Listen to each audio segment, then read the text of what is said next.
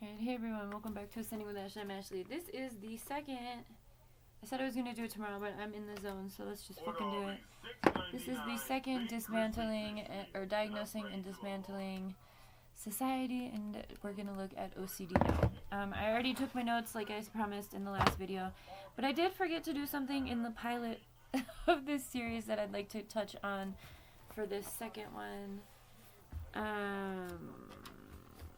If you didn't watch the first one yet, what we're doing is we are using the Diagnostic and Statistical Manual of Mental Disorders, and we are flipping it back on society, because we know and understand, and if you don't, go watch the first one, how the systems and powers that be have used mental health as a form of social control. I want to talk about the ABCs of not only communication, but generally this society, and that is affective, behavioral, cognitive, and I'd like to add a D, which is not done, and that's dismantling, or dimensions, or decolonizing. There's a lot for D's, okay? But I think dimensionally, like, consciousness is an evolutionary process. It's larger than just this 3D reality, and spirituality. So affective is the way you feel about things, okay?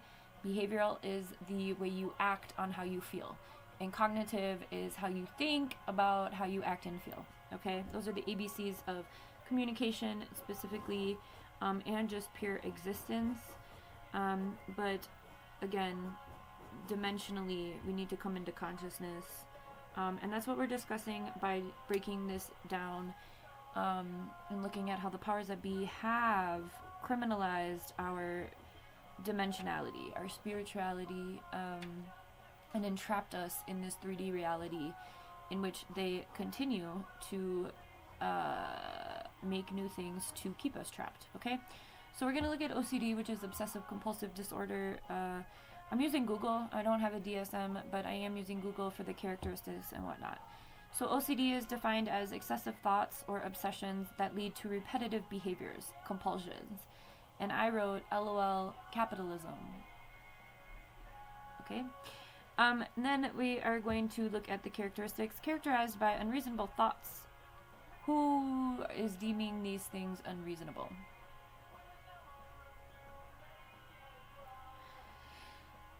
And fears that lead to compulsive behaviors. Okay? Fear of germs is an example.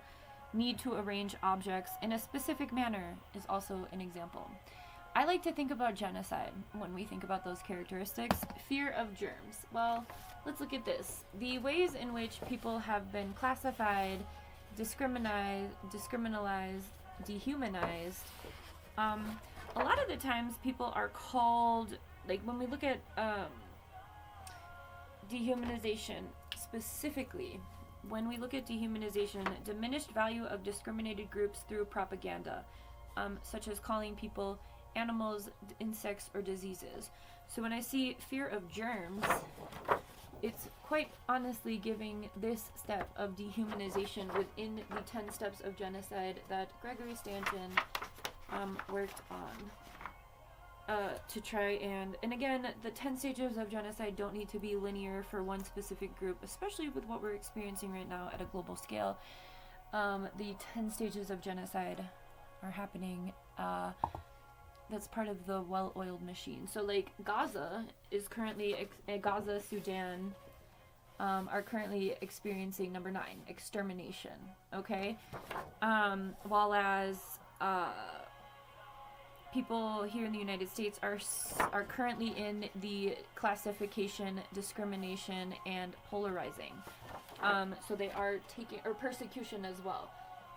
Victims are identified and isolated, and death lists are drawn up. So some people in the United States are experiencing all the way up until number 8.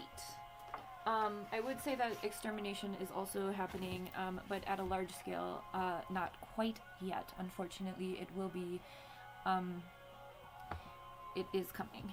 Okay, unless we can all come into consciousness and make this shit stop. Okay, so mood associated with OCD, according to these powers, is anxiety, apprehension, guilt, panic attacks.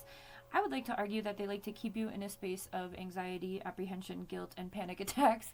That is how consumerism continues and how capital continues to remain in power. People have anxiety about having to go to work and do shit they don't want to do. They have apprehension, a lot of self-esteem problems because of not doing the things you want to do, quite frankly.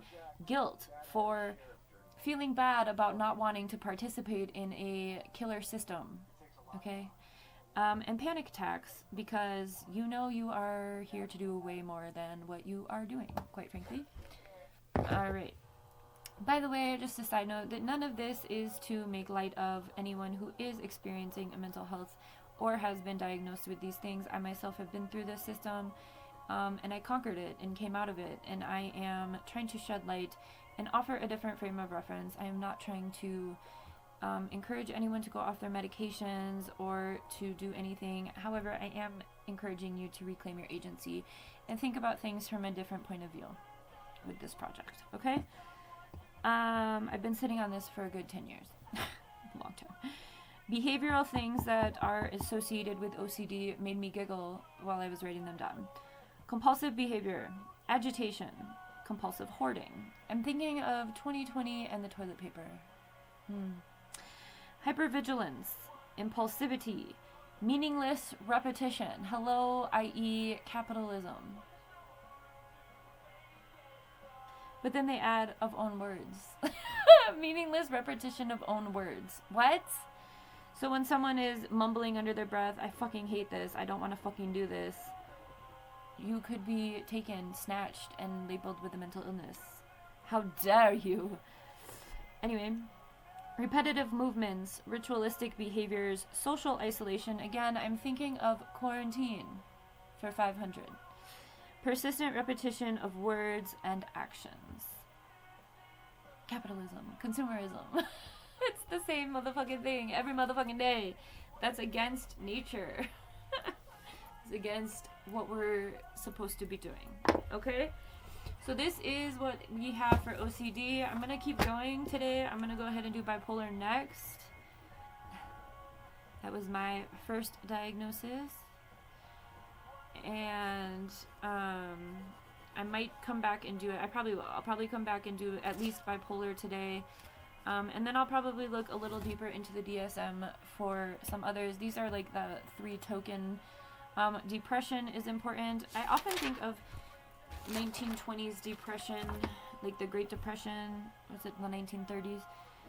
When I think of depression as a mental illness. So, again, not making light of anyone who has experienced these things.